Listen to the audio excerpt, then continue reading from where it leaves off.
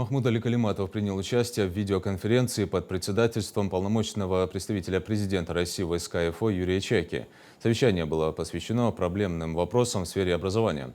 Участие приняли министр просвещения Сергей Кравцов, замминистра труда и социальной защиты Дмитрий Платыгин, главы регионов округа, депутаты Госдумы, представители заинтересованных структур и ведомств.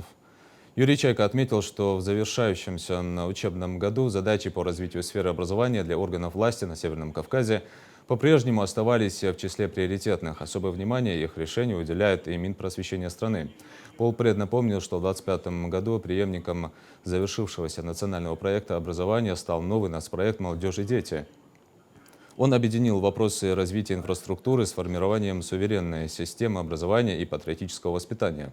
В центре нацпроекта строительство и ремонт школ, повышение квалификации педагогов, создание новых методик преподавания и комфортных условий для обучения. Отдельное внимание уделено поддержке талантливой молодежи, в том числе молодых специалистов. Мы действительно за последние годы серьезно продвинулись по многим направлениям и постоянно ощущаем поддержку Минпросвещения. Это наглядно подтверждает результаты выполнения профильного национального проекта образования. С момента его старта в 2019 году в округе построено 251 школа на 143 тысячи мест и 276 дошкольных образовательных учреждений на почти 35 тысяч мест.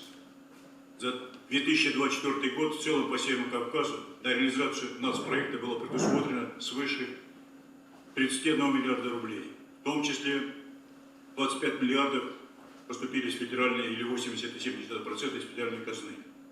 Таким образом, он стал самым бюджетоемким среди всех реализуемых в Северо-Кавказском федеральном округе.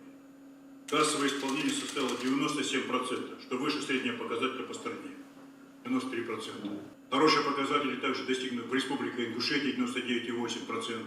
Действительно, много делается, особенно по строительству школ, детских садов. И в целом развивается Северный Кавказ. Я вот буквально недавно мы подводили итоги профессионалитета, и у нас в каждом регионе будет профессионалитет, то есть поддержка колледжей. Тоже важный момент, потому что нужно развивать рабочие профессии, рабочие кадры, они действительно нужны округу.